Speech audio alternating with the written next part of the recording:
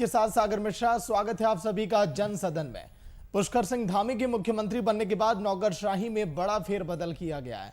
CM बनते ही उन्होंने राज्य के मुख्य सचिव को भी बदल दिया, जिसने राज्य में रोजगार पर जोर देने और सरकार की नीतियों को प्राथमिकता देने की बात कही है। लेकिन आखिर ऐसा क्या हुआ जो मुख्यमंत्री बदलते ही नौकरशाही में भी बड़ा बदलाव करना पड़ा?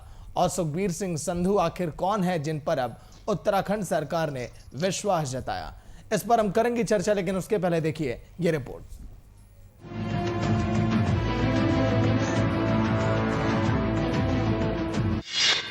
सीएम बदलते ही ब्यूरोक्रेसी में फेरबदल शुरू। उत्तराखंड के नए मुख्य सचिव बने एसएस संधू। दो मुख्यमंत्रियों की विदाई कराने वाले ओम प्रकाश की आखिरकार उत्तराखंड के मुख्य सचिव के पद से विदाई हो गई। सीएम बदलने के साथ ही साथ ब्यूरोक्रेसी में बड़ा फेरबदल देखने को मिला। अब राज्य के मुख्य सचिव पद से ओम प्रकाश को हटाकर सुखबीर सिंह संधू को बना दिया गया, जबकि ओम प्रकाश को उत्तराखंड राजस्व परिषद का अध्यक्ष बनाया गया। मुख्य सचिव के रूप में हुआ फेरबदल उत्तराखंड में बीते कुछ सालों से सबसे बड़ा फेरबदल माना जा रहा है। सुखबीर सिंह संधू के मुख्य सचिव बनते ही ब्यूरोक्रेसी में बड़े बदलाव की उम्मीद है। जो काम पूर्व मुख्यमंत्री नहीं कर सके, उसे 2 दिन में ही कराने का साहस नए मुख्यमंत्री पुष्कर सिंह धामी ने दिखाया है। 1988 बैच के उत्तराखंड कैडर के आईएएस अधिकारी डॉक्टर सुखबीर सिंह संधू आज प्रदेश के नए मुख्य सचिव बन गए। उन्होंने मंगलवार को प्रदेश के 17वें मुख्य सचिव के तौर पर कार्यभार संभाला। इस दौरान उन्होंने सचिवालय में मीडिया से बातचीत करते हुए कहा कि रोजगार ऐसी चीज है जो कोविड से बहुत ज्यादा प्रभावित हुई और हमें ज्यादा से ज्यादा जोर देना है कि रोजगार को कैसे आगे बढ़ाया जाए। मुख्य सचिव उत्तराखंड का कार्यभार ग्रहण किया और जो प्रदेश के सामने चुनौतियां हैं उससे आप भली भांति अवगत हैं। और अभी मैंने सभी सचिवों की और अपर सचिवों की बैठक ली है और क्या क्या ज्वलंत मुद्दे हैं उनके ऊपर भी चर्चा की। और मेरा और मेरी टीम का यही प्रयास रहेगा कि जो भी प्रशासन ने स्कीम्स बनाई हैं, योजनाएं बनाई हैं जनहित के लिए, उनको धरातल पे उतारें और प्रदेश की जनता को जिस उद्देश्य से वो स्कीम बनी है उस का फायदा मिल सके ज़्यादा से ज़्यादा। बहरहाल ये तो अक्सर देखा गया है कि सत्ता बदलते ही अफसरों के तबादले भी शुरू हो जाते हैं। कुर्सी पर आसीन प्रतिनिधि अपने अनुसार अफसर तलाशने में लगता है, लेकिन उत्तराखंड में बड़ी फेरबदल का फैसला राज्य के विकास में कितना सफल सिद्ध होगा, ये तो देखने वाली बात होगी। Bureau report, VIP news.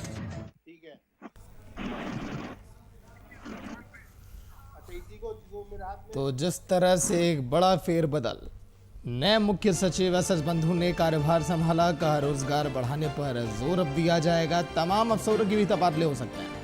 लेकिन कौन है एसएस संधू? आप देखिए, काफी समय से केंद्र में तैनात थे, लेकिन अब जिम्मेदारी उत्तराखंड की होगी। एनएचएआई के डायरेक्टर पद पर थे तैनात। अमृतसर में पढ़ाई की प्रेसिडेंट मेडल भी मिला। एसएस संधू बनाए गए उत्तराखंड के नए मुख्य सचिव।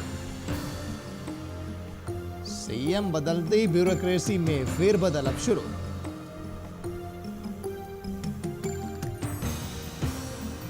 ओम प्रकाश को मुख्य सचिव पद से हटाया गया। उत्तराखंड के नए मुख्य सचिव बने, जिम्मेदारियां तमाम हैं, लेकिन यह कह दिया इन्होंने कि आते ही रोजगार पर तेजी लाने की पूरी कोशिश है। सरकार की जो भी नीतियां हैं उनको प्राथमिकता से लागू कराया जाएगा, यह भी जिक्र किया है। लेकिन क्या वाकई में ऐसा होगा? कहीं ये हलचल चुनावी तो नहीं है, ये भी कह रही है लगातार कांग्रेस। हाईवे का काम भी तेजी से लगातार जारी है, ये भी जिक्र किया गया एसएस संधू के द्वारा। उन्होंने ये भी कहा कि 3.5 घंटे में मैं दिल्ली से देहरादून आ गया, और काम ऐसा करेंगे हाईवे पर कि 2 घंटे में आप दिल्ली से देहरादून आ पा सकेंगे।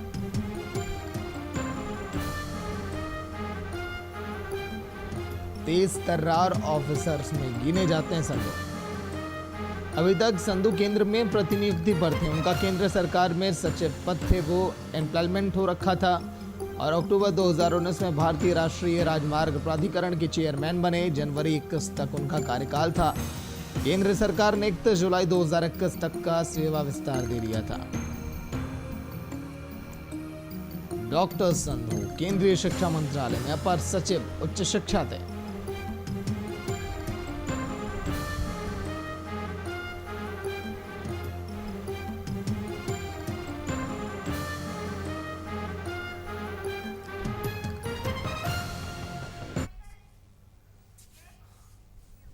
तो चलिए आज के दिन लाइव डिबेट शो में हमारे साथ Abhimanyu Kumar senior BJP leader हैं, लखपत बुटोला हैं सीनियर कांग्रेस लीडर। अभिमन्यु जी, लखपत जी, स्वागत है वीआईपी न्यूज में।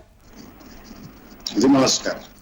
अभिमन्यु जी, एक बड़ा फेरबदल देखा जा रहा है। जैसे ही जिम्मेदारी मिली है धामी जी को, मुख्यमंत्री बने, लेकिन इसके बाद ये बड़ा फेरबदल क्यों?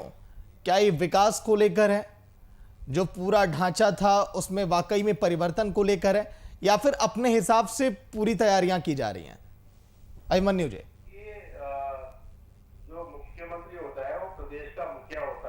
इनके सरकार का लीडर होता है, तो अब जो भी सरकार से रहेगी, जो भी से काम होंगे, नीतियां बनेगी, कार्यक्रम बनेंगे, उनका क्रियान्वयन होगा, लोक कल्याणकारी योजनाएं बनेगी, तो सबकी जिम्मेदारी सीधे सीधे मुख्यमंत्री के पास होती है। और उसके लिए वो अपनी टीम का गठन करने का संवैधानिक उसको अधिकार मिला हुआ है। मंत्री परिषद गठन करता है, उस प्रकार से ब्यूरोक्रेसी को अपने हिसाब से अपने, ताकि जो उसको डिलीवरी है, उसकी परफॉर्मेंस है, वो उसमें आ जाए। तो इस पर संवैधानिक अधिकार है, तो उसका उपयोग किया उन्होंने।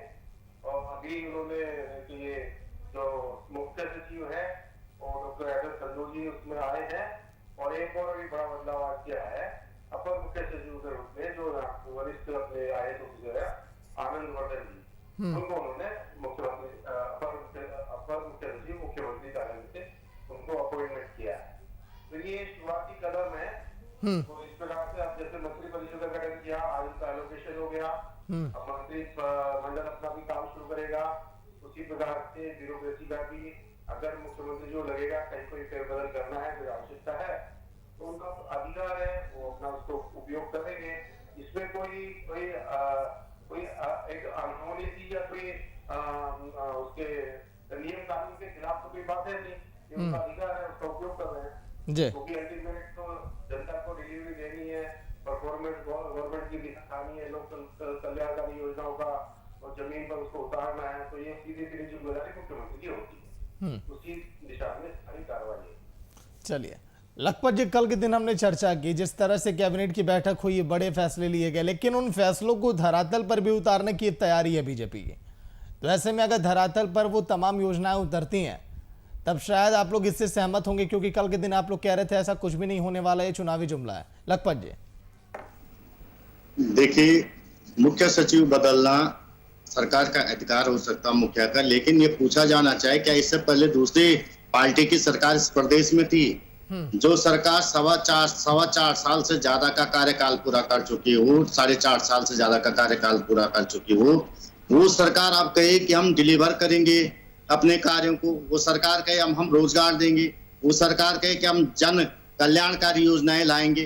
भाई आप 4.5 साल से ज्यादा आपको समय हो गया है, 4-6 महीने की सरकार है, आप केवल और केवल इसी गुत्थम गुत्थी में है कि किस मंत्री को कौन सा पद दिया जाए ताकि वो नाराज ना हो जाए, किस मंत्री को कौन सा पद दिया जाए ताकि वो नाराजगी व्यक्त न करे, किस कार्यकर्ता को कहाँ मलाईदार पद देना है, इसी में पूरी सरकार उलझी हुई है और पूरे इसी में लगी नहीं, जन सरोकारों से कोई मतलब नहीं है। मैं आज भी कह सकता हूं कि जिस तरह से आपने देखा हो कोरोना काल में, जब पूरा हिंदुस्तान और उत्तराखंड विशेषकर जिन परिस्थितियों से गुजरा है, वो बड़ा पीड़ादायक और दुखदायी रहा है। लेकिन उस कोरोना काल में इन्होंने 3 मुख्यमंत्री बदल दिए। इनके पूर्व प्रदेश अध्यक्ष जी कहते हैं कि हम 3 मुख्यमंत्री बनाए, 10 मुख्यमंत्री जाए, हमारी पार्टी और संगठन का मामला है। भाई आपका पार्टी और संगठन का यदि मामला होता है, मुख्यमंत्री की जवाबदेही जनता के प्रति होती है, उसकी अकाउंटेबिलिटी, सरकार की अकाउंटेबिलिटी जनता के प्रति फिक्स है, और उसी के पैसे से मुख्यमंत्री को जो सुविधाएं मिलती है उसी जनता के पैसे से मिलती है। आप संगठन में कितने प्रदेश अध्यक्ष बनाते हैं, कितने क्या बनाते हैं, उससे कुछ लेना देना नहीं। या तो आप ये कहें कि हमने जितने मुख्यमंत्री इस प्रदेश में थोपे हैं सारा का सारा खर्च आपका संगठन वहन करेगा, ये जनता के पैसे से इनको सुख सुविधाएं नहीं मिलेंगी, तो आप एक मुख्यमंत्री बनाए 10 बनाए। दूसरी बात आपसे कह सकता हूं कि आप बताएं 4 साल तक आपने एक मुख्यमंत्री रखा, 4 साल कुछ महीने तक, फिर 115 दिन दूसरा मुख्यमंत्री रहा। आप पहले कहते थे कि जीरो टॉलरेंस की सरकार है, लेकिन लोकायुक्त को आप प्रवर्तन समिति से नीचे ले नहीं पाए। दूसरे मुख्यमंत्री को कहा आपने बहुत ईमानदार बहुत कर्मठ है, फिर आपने कहा कि संवैधानिक संकट आ गए। मान्यवर, संवैधानिक संकट ये था तो केंद्र से राज्य तक आपकी सरकार है, अनपढ़ों की फौज क्यों आपने भरी हुई है? आपको ये पता तो होना चाहिए था कि संवैधानिक संकट है तो मुख्यमंत्री जी को सल्ट में चुनाव लड़ा देते, वो लोकसभा से इस्तीफा नहीं दिया उन्होंने। तो संवैधानिक संकट तो आपने स्वयं के भ्रम से उत्पन्न किया हुआ है, और अपनी नाकामियों को छुपाने के लिए जिस तरह से आप आज फैसले लेने का काम कर रहे हैं, इस मामले में एक बड़ी चीज चुक गई कि आपके विधायक पे बलात्कार का आरोप लगा, 3 दिन से ये न्यूज नहीं बन पा रही है। एक विधायक आपके पहले दौड़े दौड़े भाग रहे हैं, आपके प्रदेश मुख्यालय में एक संगठन महामंत्री पे बलात्कार का आरोप लगा, उसके बाद एक विधायक दौड़े दौड़े भाग रहे थे, और आज की कल परसों की घटना और हो गई है कि हरिद्वार के अंदर एक विधायक पे आपके बलात्कार का आरोप लग गया। लेकिन क्योंकि आप इस सारे मामलों को दबाना चाहते हैं, आप प्रदेश में रोजगार, शिक्षा, स्वास्थ्य, पलायन इनको देने में विफल हो चुके हैं। माननीय मोदी जी और अमित शाह जी के चेहरे पे, क्योंकि मोदी जी ने कहा था मुझे डबल इंजन की सरकार दीजिए, मैं विकास करूंगा। माननीय मोदी जी ने 1.25 करोड़ उत्तराखंडियों के उत्तराखंड के लोगों का अपमान किया। जो जनादेश आपको उत्तराखंड की जनता ने दिया था, उसका आपने परिहास किया है, लखपत जी उसकी जवाब हंसी भी ले उड़ाई लें। है। लखपत जी बोलिए। मन्यू जी, जो ये तमाम तस्वीरें दिखाई दे रही हैं उत्तराखंड के अंदर, जो हलचल है, जो बड़ा फेरबदल है, ये तमाम बातें आप ही लोगों ने उत्पन्न किया। अगर शुरुआत से ही आप लोगों ने इस पर काम किया होता, संवैधानिक संकट भी आप लोगों ने उत्पन्न किया, आप ही लोगों की देन है। इन सब पर जवाब है। या तो कांग्रेस प्रवक्ता जी ने मुख्यमंत्री का बयान सुना नहीं है, या फिर सुनकर भी उसकी अनदेखी की जा रही है, जैसा कि कांग्रेस प्रवक्ताओं का या कांग्रेस पार्टी का स्वभाव है। मुझे आगे से कहीं भी देखिए, मुख्यमंत्री ने बड़े स्पष्ट कहा है कि सरकार भारतीय जनता पार्टी की चल रही है, केवल मुखिया बदला गया है, कार्यक्रम भी वही है, लेकिन सरकार होती है पार्टी के नीतियों को और कार्यों पर करने के लिए सरकार बनाई जाती है। तो मार्च 2017 से आज तक लगातार भारतीय जनता पार्टी की सरकार चल रही है, इसमें कोई नहीं। देखिए, अभी मन्यू जी केवल मुखिया नहीं बदले हैं, मुखिया अगर बदले गए हैं तो और भी चीजों में तो बदलाव हो रहा है। मुखिया अगर बदले गए हैं तो अपने हिसाब से वो फेरबदल भी तो कर रहे हैं, तो ऐसे में कई चीजों में बदलाव देखा जा रहा है।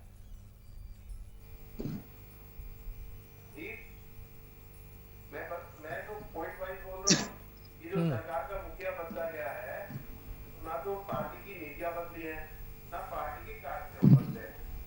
अब उसको उन्होंने बोला भी मुख्यमंत्री जी ने, ये सुनना नहीं चाहते कि हम उन्हीं को आगे बढ़ाएंगे, उन्हीं नीतियों को कार्यक्रम को बढ़ाएंगे, तेजी से बढ़ाएंगे, उनका जनता को फायदा अधिकतम फायदा मिले उस दिशा में हम काम करेंगे।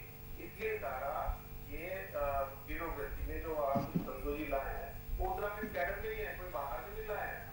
उनका डेपुटेशन वो मार्च 2014 में यहाँ से केंद्र में गए थे और जनवरी में पूरा हो गया था, फिर उनको जुलाई तक का विस्तार किया गया था। अब जुलाई आ गई है, पूरी हो गई है, उनको आना ही था।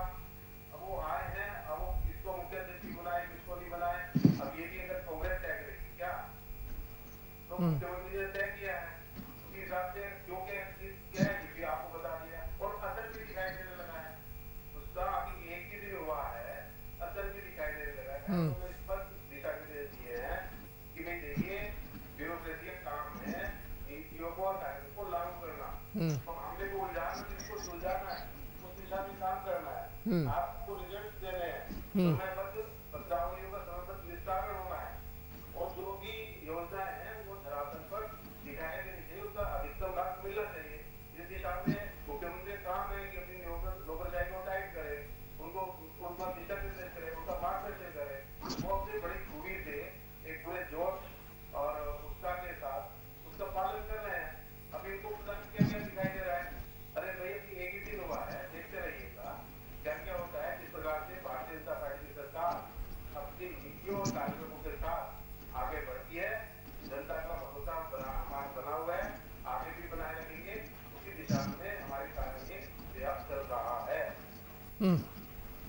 बोलिए लखपत जी, अगर फेरबदल हो रहा है और आगे अगर काम वाकई में किया जाएगा जनता के पक्ष में, तो यहाँ पर तकलीफ क्या हो रही है? करने दीजिए, देख लेते हैं 1-2 महीना और। जी, मैं आपसे एक बात कह सकता हूं, मैं धामी जी के अभी उनके कामों पे तो मैंने विश्लेषण किया ही नहीं, लेकिन मैं ये विश्लेषण की बात कर रहा हूं। और भाजपा कहते हैं कि बहुत नौजवान और ऊर्जावान मुख्यमंत्री बनाए, मान्यवर 2017 में इन्हें बना देते तो और भी जो नौजवान थे वो और भी ऊर्जावान थे, पहली बात है। दूसरी बात, जिस व्यक्ति को आपने कैबिनेट में राज्य मंत्री बनने की जिसकी हैसियत नहीं समझी, जिस व्यक्ति को आप कैबिनेट मंत्री बनाने की हैसियत नहीं समझी आपने, उस व्यक्ति को आपने सीधे मुख्यमंत्री बना दिया। जिस व्यक्ति को प्रशासनिक अनुभव 1 घंटे का नहीं है और आप कहते हैं कि हमने बहुत काम किया गया। अभिमन्यु जी बहुत भाजपा के बहुत अच्छे वक्ताओं में हैं, मैं उनका बड़ा आदर भी करता हूं। मैं उनसे 2 सवाल पूछना चाहता हूं। पहला सवाल यह है कि विधानसभा के अंदर आज से जुमे 4 महीना पहले त्रिवेंद्र जी की सरकार ने कहा था कि हमने 7,28,012 नौकरियां इस प्रदेश को दे दी, और उसके बाद तीरथ जी की सरकार आती, वो कहते मैं 20 से 22,000 पदों को भर रहा हूं। 4 दिन पहले उन्होंने कहा, फिर नए मुख्यमंत्री जी ने कहा 20 से 22,000 पदों को भरने के काम किया जाए। आपने 2019 में इन्वेस्टमेंट समिट किया, कहा 1,20,000 करोड़ रुपया आ गया, वो 1,20,000 करोड़ रुपया कहां लगा? आपने जो 2018-19 में रोजगार मेले रोजगार वर्ष मनाया था उत्तराखंड में, उस रोजगार वर्ष के अंदर आपने 884 मेले लगाए, उस पे आपने 20,000 करोड़ रुपया खर्चा किया और केवल भर्तियां की 600 लोगों की। ये सरकारी आंकड़े, कांग्रेस के आंकड़े नहीं माने पर मैं आपसे कह सकता हूं, आज सबसे ज्यादा बेरोजगारी दर उत्तराखंड के अंदर है। कोविड से मरने वाले रेशियो में सबसे ज्यादा उत्तराखंड है। आप यहाँ पे ना आप ऑक्सीजन दे पाए, ना रेड में सीमेंट दे पाए, ना ऑक्सीमीटर दे पाए, लोग तड़प दे रहे। लोगों की स्थितियां क्या विकट बनी है, ये किसी से छुपी हुई बात नहीं है। हाँ, मैं ये कह सकता हूँ, मुखिया बदलने से यदि विकास हो सकता था तो आप हर दिन मुखिया बदले। लोग तो अब आपसे ये पूछने की इस महीने का तो मुख्यमंत्री आपने बना दिया, अगले महीने कौन है? ये तो आपने उत्तराखंड की जनता का प्रयास किया है।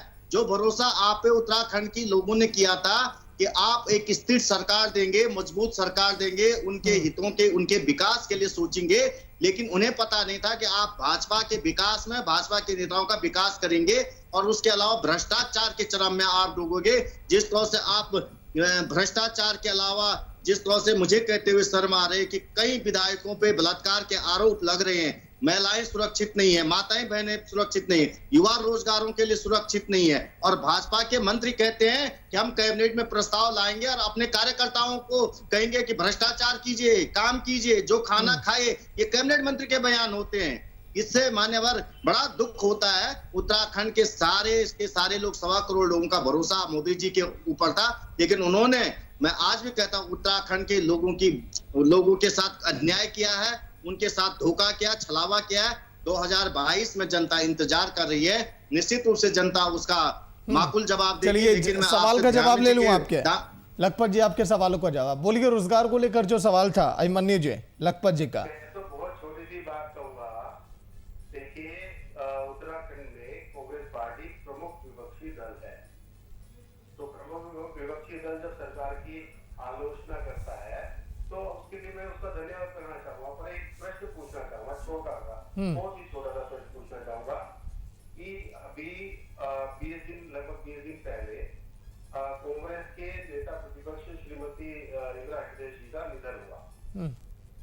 तो अभी 20 दिन से ज्यादा हो गए हैं, कांग्रेस अपना नेता प्रतिपक्ष नहीं ढूंढ पाई है। नहीं अभिमन्यु जी, नियुक्ति करा पाई है। अभिमन्यु जी, ये सवाल आपका रहेगा। अभिमन्यु जी, ये सवाल आपका रहेगा, लेकिन सवाल का पहले जवाब, फिर उसके बाद सवाल तो बेहतर होगा। जो रोजगार को लेकर सवाल है कि तीरथ सिंह रावत ने कहा कि वो 22,000 नौकरियां देंगे, फिर उसके बाद पुष्कर सिंह धामी कह रहे हैं कि हम भी 22,000 लोगों को रोजगार देंगे।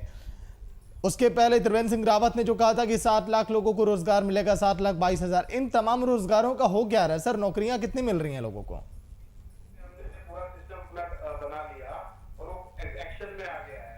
और प्रमुख विपक्षी दल जो आज बड़े हमको दर्शन दे रहा है, अच्छी बात है, उनका स्वागत करते हैं, लेकिन वो उनका अपना भी जरा घर संभाल लें कि 20 दिन से वो अपना एक नेता प्रतिपक्ष नहीं दे पाए।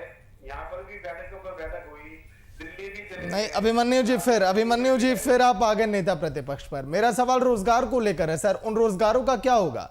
मिला कितने लोगों को, अब आगे कितने लोगों को मिलेगा? क्या फिर कोई मुख्यमंत्री आएगा बदलकर, वो भी कहेगा हम 32,000 लोगों को रोजगार देंगे, मिलेगा किसी को नहीं? ये तो मैंने बताया ना, जो हमारी पॉलिसी है उन्हीं को आगे बढ़ा रहे हैं, उन्हीं कार्यक्रम को अच्छा, आगे ये बढ़ा पॉलिसी बढ़े जा रही है सर। 814 रोजगार मिले, अगर 20,000 करोड़ अगर खर्च हो रहे हैं, 600 लोगों को नौकरियां दी जा रही हैं, तो ऐसे रोजगार मिले का क्या फायदा? अब ये बोल रहे हैं ना, आप इनकी बात पर हाँ में हाँ मिला तो फिर जवाब देना सर, उन सवालों का जवाब फिर आप सवाल करिए। नेता प्रतिपक्ष को लेकर वो नहीं चुना जा रहा है, मैं भी जान रहा हूं, दिल्ली से लेकर उत्तराखंड तक चक्कर लगाए जा रहे हैं।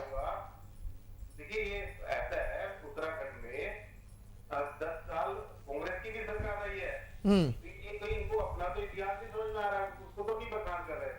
ये जो अपने जो जनता ने नकार दिया ना अभिमन्यु जी, भारतीय जनता पार्टी के नाम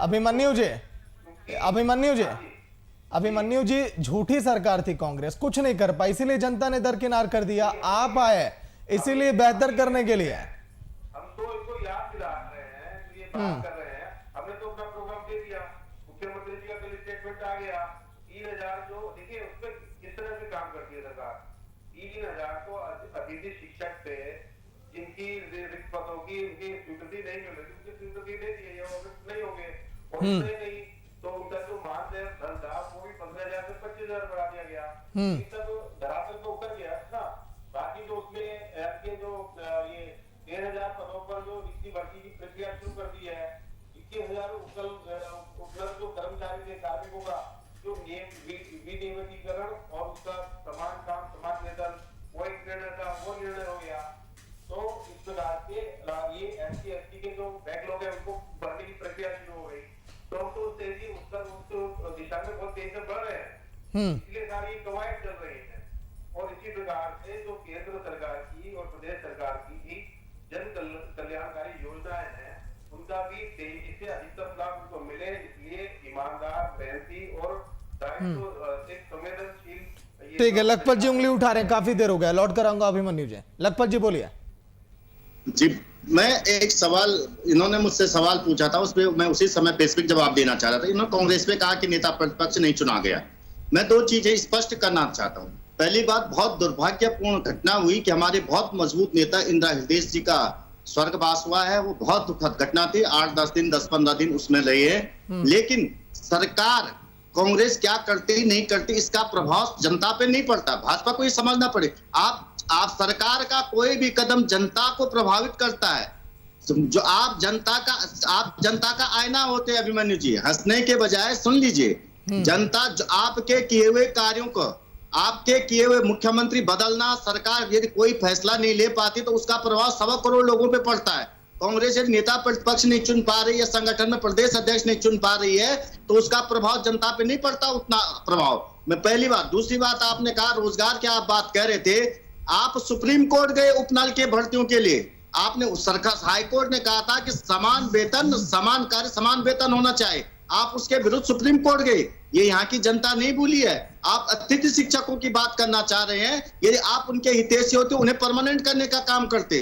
वो कितने लोग थे? 700-800 लोग हैं, उनको परमानेंट करने का आप काम करते। आप उपनल की समिति बना करके केवल मामले को अटकाना चाहते। अरे मान्यवर, जब आपसे एक नर्सिंग भर्ती नहीं हो पाती है और 10-3 बार आप उसको 12 घंटे पहले पोस्टपोन कर देते हैं, फॉरेस्ट गार्ड की भर्ती में धांधली कर देते हैं, भ्रष्टाचार की भेंट चढ़ा देते हैं। एक बच्चा आत्महत्या करके अपनी माँ को चिट्ठी लिखता है कि माँ मैं फिर आऊंगा और फॉरेस्ट गार्ड में भर्ती होकर के तेरी गोद में शांति से रहूंगा। ये आप लोगों के सामने किया है। आपके मुख्यालय में एक व्यवसाय ने आत्महत्या की मंत्री के सामने। ये बेरोजगार का आपका चरम आलम है। बेरोजगारी किस तरह से है, किस तरह के आप रोजगार दे रहे हैं, ये आईना है। आपके प्रदेश मुख्यालय में एक व्यक्ति ने आत्महत्या कर दी थी मान्यवर, आप भूले मत। आज मैं आपसे कह सकता हूं, आपके निवर्तमान मुख्यमंत्री जी के विधानसभा के अंदर वक्तव्य है, हमने 7,28,012 नौकरियां दी है और प्रदेश के अंदर माइनस बेरोजगारी है। क्या यही बेरोजगारी अगर माइनस है तो आप किस तरह के कह रहे हैं कि हम 22 से 22 हजार पदों को भरने का काम करेंगे? मैं पूछना चाह रहा हूं, इन्वेस्टमेंट समिट में 1,20,00,000 करोड़ का आपने इन्वेस्टमेंट का वो पैसा कहां उतरा है? मैं पूछना चाह रहा हूं, ये कौन, मैं पुनः कह रहा हूं, ये लखपत बुटोला नहीं कह रहा। आप सरकार की नीतियों को पढ़िए। सरकार ने 884 मेले किए हैं, रोजगार मेले। 18-19 को आपने रोजगार वर्ष मनाया था, आप भूल गए होंगे, लेकिन बेरोजगार नहीं भूलते हैं, बेरोजगार लोग नहीं भूलते मान्यवर। इन चीजों पे आपको जवाब देना पड़ेगा। आप कांग्रेस के पीछे छुप करके अपने पापों को नहीं धो सकते हैं। आरटीपीसीआर में आपने 1 लाख से ज्यादा फर्जी घोटाले उत्तराखंड के अंदर कर दिया। हरिद्वार कुंभ को आपने अपवित्र करने का काम कर दिया, वहां भी आप घोटाला कर रहे हैं। आप बताएं इस कुंभ में जब 12 साल में एक कमेंट ले लो अभिमन्यु जी से, आखिरी वक्त वहाँ- कम है। अभिमन्यु जी, नए मुख्य सचिव बदले तो गए, एक बड़ा फेरबदल हम देखेंगे अफसरों का भी। क्या हम माने इससे कि रोजगार मिलेगा, सिस्टम और दुरुस्त होगा पहले की अपेक्षा? कितना विश्वास करे जनता? कांग्रेस पार्टी इस समय पूरी तरह राहुल गांधी के इफेक्ट में चल रही है। उन्हें कुछ भी, कोई भी मुद्दा हो, वो क्या बोलेंगे क्या नहीं बोलेंगे कोई भी नहीं जानता। कितना इररिलेवेंट है और सबके सामने है।